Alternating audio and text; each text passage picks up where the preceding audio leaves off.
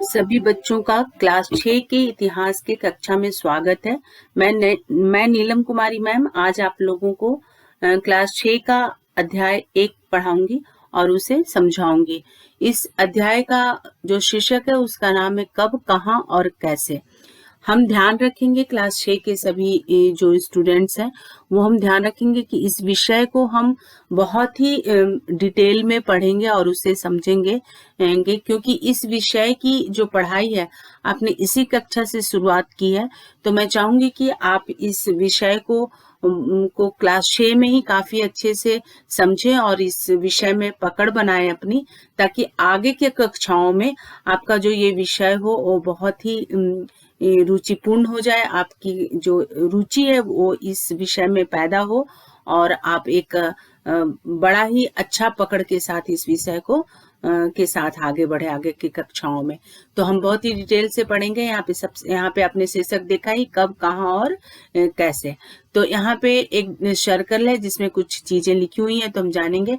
यहाँ पे एक फूलमणि नाम की लड़की के बारे में बताया गया है कि अचानक जब वो एक दिन अपने घर के सामने खड़ी थी और एक रेलगाड़ी गुजर रही थी, तो उसके दिमाग में एक सवाल उठा कि जब पुराने जमाने में रेल का सफर नहीं हुआ करता था तब लोग एक स्थान से दूसरे स्थान कैसे जाया करते थे। यानी कि उसके मन में जो है वो अतीत को जानने की इच्छा प्रारंभ हुई, उत्पन्न हुई। तो उसके जो ये प्रश्न है, अतीत को जानने का जो प्रश्न उठा उसके मन में, उसको जानने के लिए हम इस अभ्यास को पढ़ करके कोशिश करेंगे। आज दुनिया ने खूब तरक्की कर ली। खूबसूरत सड़कें, ऊंची इमारतें आधुनिक समाज की प्रगति का मानक बन गया है। कहा जा रहा है कि आज जो दुनिया है वो बहुत ही प्रगति कर गया है। बहुत खूबसूरत खूबसूरत सड़कें हैं, लंबी लंबी सड़कें हैं, ऊंची ऊंची इमारतें हैं और ये सारी चीजें आधुनिक समाज का जो है सो मानक कहा जाता है। तो ये जो सारी चीजें हैं वो, ये सारा जो विकास है जो मानव के जीवन में आया है वो रातों रात नहीं हुआ है। इंसान बैलगाड़ी के सफर से शुरू हुआ था और आज जहाजों में घूमता है, यात्रा करता है। तो ये सारी जो घटी है घटनाएं वो एक दिन में संभव नहीं हुआ है। यहाँ तक पहुंचने के लिए मानव जाति को हजारों वर्ष लग गए हैं। किसी एक दिन की घटना की जानकारी के लिए हम समाचार पत्र पढ़ लेते हैं, रेडियो सुन लेते हैं, टेलीविजन देख और सुन लेते हैं, लेकिन जब हमें बहुत पुरानी घटनाओं के बारे में जानना हो, हमारे अतीत के बारे में जानना हो, तो उसके लिए हमें इतिहास विषय को पढ़ने की आवश्यकता होती है। तो यही है कि जो सवाल उठा था अभी उसके मन में, तो उसका भी जो लड़की है फूलमणि, उसका उत्तर उसे कहाँ मिलेगा? उसे उसका उत्तर इतिहास के विषय से मिल सकता है। तो कहा जा रहा है कि भाई अब इतिहास क्या होता है। तो इतिहास जो है इति जोड़ ह जोड़ आस अक्षरों के मिलने से बना है, जिसका अर्थ होता है ऐसा निश्चित रूप से हुआ होगा। यानी कि इतिहास एक ऐसा विषय है जिसमें जो कुछ भी लिखा होता है वो सत्य पर आधारित होता है, असत्य पर आधारित होता है। अतीत की कहानी है इतिहास। इतिहास एक ऐसा विषय है जो हमें अतीत की कहानी बतलाता है, अतीत के मानवों के जीवन के बारे में बतलाता है। वर्तमान को समझने के लिए हमें इतिहास का महत्वपूर्ण जो है सो साथ लेना पड़ता है। महत्वपूर्ण योगदान है इतिहास का अतीत को जानने के लिए और वर्तमान को समझने के लिए। हमारे पूर्वज का जीवन कैसा था, उन्हें किन परेशानियों का सामना करना पड़ता था, उसका हल वे कैसे निकालते थे, अतीत में लोग कहाँ रहते थे, वे लोग क्या खाते थे, उनका पहनावा कैसा था, उनके घर की बनावट कैसी थी। ये सारे जो प्रश्न है उसका उत्तर हमें कहाँ मिलेगा? इतिहास के विषय से मिल जाता है।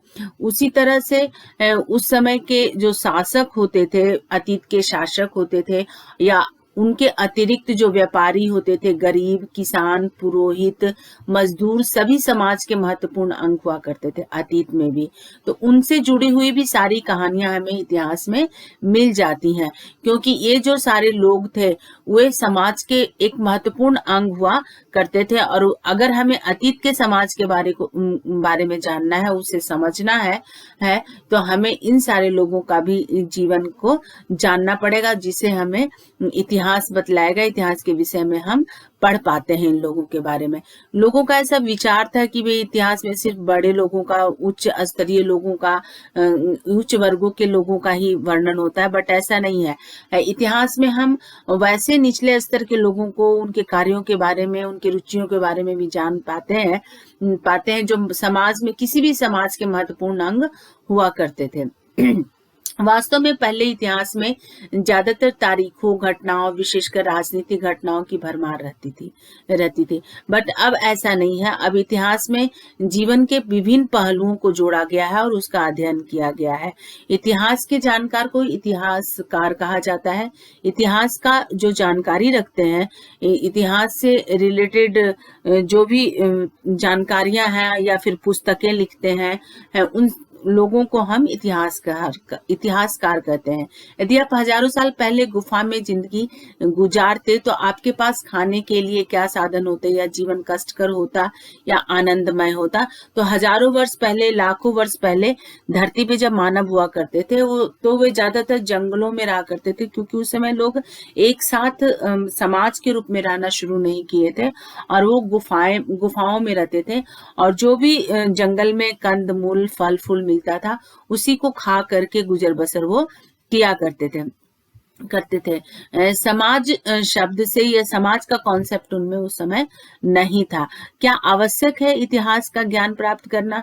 तो एकदम आवश्यक है। अगर हमें वर्तमान को अच्छे से समझना है, वर्तमान में जो हमें समस्याओं का सामना करना पड़ता है, अगर उनका अच्छे से हमें सफलतापूर्वक सामना करना है, तो हम अगर इतिहास उसके बारे में जानेंगे तो हम बड़ा ही समझदारी से वर्तमान जीवन को आसान कर पाएंगे और उसे जी पाएंगे अच्छे से। धरती पर मानव जीवन का जो अस्तित्व है वो लाखों वर्ष पहले से है। हम अपने वर्तमान का अध्ययन अतीत के ज्ञान के बिना नहीं कर पाएंगे। तो इसीलिए इतिहास एक ऐसा सब्जेक्ट है, उसे हमें पढ़ना बहुत ही ज्यादा जरूरी है। इतिहास से सबक लेकर के हम अपने वर्तमान को बेहतर बना पाते हैं। अतः इतिहास अतीत को समझने का प्रयास है, बीते हुए समय को समझने का प्रयास है। इतिहास पढ़ते हैं और उनकी संस्कृति से परिचित होते हैं। हमारे जो पुराने जमाने के लोग थे उनके संस्कृति से परिचित होते हैं। और भी एक बात है कि इतिहास में हम जो महान लोग हुआ करते हैं, चाहे वो किसी भी देश के हों, जैसे हमारे देश के स्वामी विवेकानंद जी हैं, महात्मा गांधी जी हैं, लाल बहादुर शास्त्री हैं, या और भी जो नेता हुए या फिर महान व्यक्ति हुए, उनकी जीवनी पढ़ने को भी हमें इतिहास में मिल जाती है और उनकी जो शिक्षाएं हैं उनसे हम प्रेरणा प्राप्त करते हैं और अपने जीवन को बेहतर बनाने का प्रयास करते हैं।